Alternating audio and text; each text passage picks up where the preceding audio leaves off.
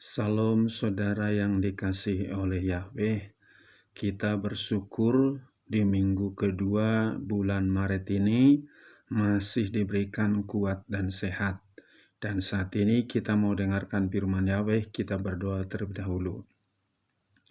Bapa dalam surga yang kami sembah di dalam nama Yesus Mesias, hati kami penuh rasa syukur atas pertolongan-Mu, penjagaan-Mu dalam hidup kami. Kami ada sampai hari ini karena anugerah-Mu. Kami mengucap syukur untuk semua itu. Dan saat ini kami mau dengarkan firman-Mu.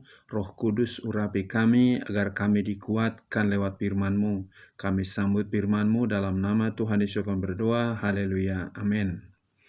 Pada kesempatan ini saya akan bawakan firman yang terambil dari Matius pasal 12 mulai dari ayat 35 sampai dengan 37 yang berbunyi demikian.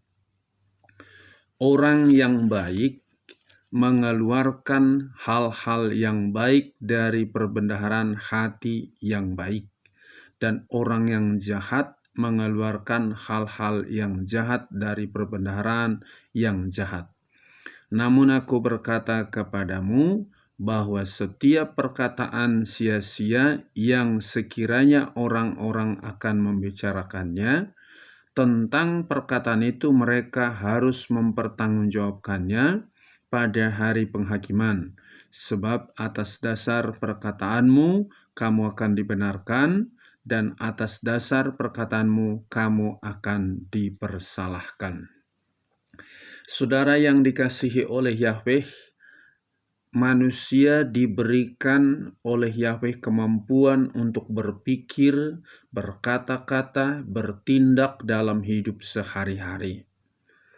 Dan kita tahu semua dasar pikiran, perkataan yang dilakukan atau perbuatan manusia dimulai dari hati. Maka kalau hati seseorang tidak benar, otomatis perkataannya juga tidak benar, pikirannya juga tidak benar. Kalau hati orang benar, maka yang keluar juga dari mulutnya, perkataannya adalah yang benar, pikirannya juga benar. Nah, kita tahu bahwa di dalam Matius pasal 15 ayat 18 sampai dengan ayat 19 yang berbunyi demikian. Ya. Namun apa yang keluar dari mulut ia timbul dari hati, dan itulah yang menajiskan orang, sebab dari hati timbul pikiran-pikiran yang jahat, pembunuhan, perzinahan, percabulan, pencurian, kesaksian palsu, penghujatan. Kita perhatikan semua hal-hal yang jahat tadi dimulai dari hati, maka kalau hati kita ada Tuhan Yesus, pasti ada perbedaan. Saudara yang dikasihi oleh Yahweh, pada kesempatan ini saya berikan temanya adalah kuasa perkataan. Sekali lagi, kuasa perkataan. Bagaimana supaya perkataanmu punya kuasa, punya otoritas? Maka engkau hidup di dalam Tuhan Yesus, dan Tuhan Yesus ada di dalam hatimu. Jadi Tuhan Yesus di hatimu, dan juga Tuhan Yesus membungkus hidupmu, maka apa yang kau katakan itu yang terjadi. Di dalam Yohanes pasal 15 ayat yang ke-5 dan 7 dikatakan, akulah pokok anggur dan kamu adalah ranting-rantingnya. Siapa yang tinggal di dalam aku, dia berbuah banyak. Di ayat 7 dikatakan, jika engkau tinggal dalam aku, firmanku dalam kamu, maka apa saja yang kamu lakukan, kau minta, pasti terjadi. Jadi ini kunci utama. Jika ada juga Roh Kudus di dalam diri kita, maka otomatis kita juga ada di dalam Tuhan Yesus. Apa yang kita katakan pasti terjadi. Saya akan berikan contoh kuasa daripada perkataan yang dahsyat, mulai di Perjanjian Lama, di Perjanjian Baru, oleh karena kuasa perkataan yang tidak mungkin bisa menjadi mungkin karena orang-orang yang memperkatakannya dipenuhi oleh firman Yahweh, hidup di dalam Yahweh, maka apa yang dia katakan itu sungguh terjadi. Nah, yang terjadi karena kuasa perkataan, yang pertama saya akan ambil contoh adalah Yusuf memperkatakan mimpinya. Dia mengatakan, "Satu saat saya akan menjadi pemimpin, dan berkas-berkasmu akan tunduk kepadaku, dan bintang dan juga akan tunduk kepadaku." Itu dalam Kejadian pasal yang ke-37 ayat yang ke-5 sampai 10 dan Kejadian pasal 42 ayat 5 sampai 9. Kita tahu Yusuf diperkatakan mimpinya dan menjatuh saat saya menjadi seorang pemimpin. Apa yang dia katakan itu terjadi di dalam Kejadian pasal 42 ayat 5 sampai 9 dan juga Kejadian pasal 45 ayat 4 sampai 11. Saudara-saudaranya datang ke Mesir menyembah kepada Yusuf ketika mereka membeli makanan ke Mesir. Jadi apa yang kita katakan itu akan terjadi. Perkatakanlah dengan bahasa yang iman, maka itu akan terjadi kepadamu. Yang kedua, tembok Yeriko runtuh melalui perkataan dalam Yosua pasal 6 ayat 15 sampai 17 dan ayat 20. Bagaimana Yahweh mengatakan kepada Yosua, "Kelilingi tembok Yeriko itu hari pertama sampai hari ke-6 1 kali dalam sehari. Tapi hari ke-7 kamu kelilingi itu 7 kali. Pada saat hitungan ke-7 kali, atau tepatnya pada putaran ke-13 kali, engkau berkata, 'Runtuh tembok Yeriko,' maka pada saat itu akan runtuh." Dan Yosua mendengarkan firman Yahweh sesuai dengan perintah Yahweh. Pada saat mereka mengelilingi kota itu pada hari ke-7, dikelilingi 7 kali, dan pada ke-7 putaran ke-7 atau yang putaran ke-13 runtuh tembok Yeriko. Maka runtuh bukan pakai bom, bukan pakai meriam, hanya dengan perkataan yang sesuai dengan perintah Yahweh. Mungkin saat ini engkau sedang menghadapi tembok yang sulit. Jika engkau hanya berkata tiap hari, "Sulit sekali, payah sekali," maka itu yang akan terjadi kepadamu. Tapi jika dalam kesulitanmu engkau berkata, "Aku percaya, aku punya Bapa di sorga yang bisa membuka jalan kepadaku," dan itu pasti terjadi. Maka perkatakan itu firman Yahweh, pegang itu firman Yahweh, dan perkatakan itu firman Yahweh. Apa yang kau katakan itu terjadi. Yang ketiga, saudaraku, apa yang terjadi?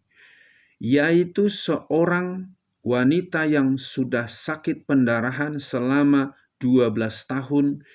Ya, dalam Markus pasal 5 ayat 25 sampai 9, dia sudah pergi ke tabib manapun, banyak duit habis tetapi tidak sembuh. Tapi begitu dia mendengar dan melihat Tuhan Yesus, dia berkata, "Asal ku jamah saja jubahnya, aku sembuh." Perkataannya dipegang, asal ku jamah saja. Maka dia melangkah dan dia pegang jubah daripada Tuhan Yesus. Saat itu juga penyakitnya sembuh. Saya nggak tahu kau sedang mengalami sakit apapun saat ini. Tapi jika engkau memiliki iman seperti perempuan yang sakit pendarahan tadi, asal ku jamah saja jubah daripada Tuhan Yesus. Mungkin engkau berkata, "Di mana ku jamah jubahnya?" Ketika engkau doa dan penyembahan, hadirat Roh Kudus turun dalam dirimu. Saat engkau berdoa, saat engkau menangis di hadapan Tuhan Yesus, "Bapa, ini aku anakmu. Mungkin apa penyakitmu? Sakit kepalakah atau sakit apa?" Engkau berkata, "Sebutkan sakitmu. Aku percaya engkau sembuhkan aku." Maka itu akan terjadi sesuai dengan perkataanmu. Maka jangan membesar-besarkan penyakitmu. Kemana-mana engkau pergi, ceritakan penyakitmu. Kemana-mana engkau menceritakan kelemahanmu. Maka itu yang jadi kepadamu sesuai dengan perkataanmu. Maka robah mulai saat ini kata-katamu yang tidak baik itu ganti dengan hal yang benar. Maka itu yang terjadi kepadamu karena kuasa perkataan tadi. Yang berikutnya, apalagi bukti kuasa perkataan, orang buta dapat melihat dalam Markus 10 ayat 46-90. Bagaimana ketika orang berkata Yesua lewat, datang orang buta, siapa dia? Tuhan Yesus. Tuhan Yesus tolong saya. Tuhan Yesus berkata, apa yang kau inginkan daripadaku? Katakanlah sepatah kata aku sembuh. Nah, aku ingin melihat. Dia kata Tuhan Yesus, mulai sekarang kau melihat. Dia memperkatakan, saya ingin melihat. Perkataannya, saya ingin melihat. Orang buta bisa melihat karena dia percaya fokus kepada Tuhan Yesus. Yang berikutnya, saudaraku, yaitu orang lumpuh dapat berjalan. Orang lumpuh ini dalam Kisah Rasul pasal yang ketiga ayat 1-10 selalu mengemis di pintu gerbang bait suci. Tapi ketika Petrus sedang lewat, Petrus berkata, "Emas dan perak tidak ada padaku, tapi apa yang ada padaku kuberikan kepadamu. Demi nama Yesus bangkit dan berjalan." Saat itu juga orang lumpuh itu bisa berjalan. Dia lari ke sana kemari, dia menari-nari saking senangnya. Karena ada perkataan yang mengatakan, mulai sekarang bangkit dan berjalan. Mungkin ekonomimu lumpuh, mungkin juga usahamu lumpuh, mungkin juga hal yang lain lumpuh. Engkau memperkatakan, saya percaya, saya pasti bangun kembali. Saya bisa bangkit lagi usaha saya. Perkatakan yang benar itu, maka itu yang terjadi kepadamu. Yang berikutnya, saudaraku, yaitu orang mati hidup lagi, yaitu yang bernama Tabita atau disebut Dorcas, dihidupkan oleh Petrus kembali. Kisah Rasul pasal 9 ayat 36-42. Dorcas ini atau Tabita ini seorang janda. Banyak janda yang lain nangisin dia. Kenapa dia? Kata Petrus, dia meninggal. Maka Petrus berkata kepada Tabita, Tabita, bangkit. Orang yang sudah mati hidup kembali. Saudaraku, itu yang doakannya adalah Petrus. Petrus dengan kita adalah sama pengikut daripada Tuhan Yesus, murid daripada Tuhan Yesus. Jika ada Tuhan Yesus dalam hatimu, jika ada firman di hatimu, apa yang kau katakan itu pasti terjadi. Maka jangan ragukan kuasa daripada Yahweh itu yang bekerja di dalam dirimu. Yang terakhir, saudaraku, adalah yaitu orang hidup jadi mati. Wah, ini luar biasa. Kalau tadi orang mati hidup lagi, sekarang orang hidup jadi mati. Kisah Rasul pasal 5 ayat 1 sampai dengan ayat 11. Bagaimana Ananias dan Safira mati, Petrus berkata, Ananias, beginikah harga tanahmu yang kau jual? Betul, Pak Petrus. Maka Petrus berkata, jangan kau mendustai Roh Kudus. Kalau kau mendustai Roh Kudus, kau akan mati. Saat itu juga Ananias mati. Datang Safira istrinya, benar harga tanah kalian jual begini? Benar Petrus. Kau lihat yang menguburkan suamimu baru pulang. Kalau kau berdusta, kau akan mati. Saat itu juga Safira ikut mati. Apa yang dapat kita pelajari di sini? Jika engkau dipenuhi Roh Kudus, ada Tuhan Yesus di hatimu, apa yang kau katakan itu terjadi. Sekali lagi, apa yang kau katakan itu yang terjadi. Jangan pakai inimu, tapi pakai imanmu. Kalau ada Tuhan Yesus di hatimu, ada Roh Kudus bekerja dalam dirimu, apa yang kau katakan itu terjadi. Di dalam Matius pasal 21 ayat yang ke-21 dan 22 yang berbeda demikian. Dan seraya menanggapi Yesus berkata kepada mereka, Sesungguhnya aku berkata kepadamu, jika kamu mempunyai iman dan tidak bimbang, kamu akan melakukan bukan hanya atas pohon ara itu, melainkan juga pada gunung ini. Apabila kamu berkata, terangkatlah dan tercampaklah ke dalam laut, maka hal itu akan terjadi. Dan segala sesuatu sebanyak apa yang kau minta dalam doa dengan beriman, kamu akan menerimanya. Dikatakan segala sesuatu sebanyak apa yang kamu minta, perkatakan dalam iman. Kalau gunung saja bisa suruh pindah ke laut, apa yang kau minta itu terjadi. Maka di zaman sekarang ini, jangan perkatakan hal-hal yang melemahkan imanmu, tapi perkatakanlah apa yang benar, apa yang berkenan di hadapan Yahweh itu perkatakan, maka itu yang terjadi kepadamu. Amin. Sampai di sini firman Yahweh, kita berdoa.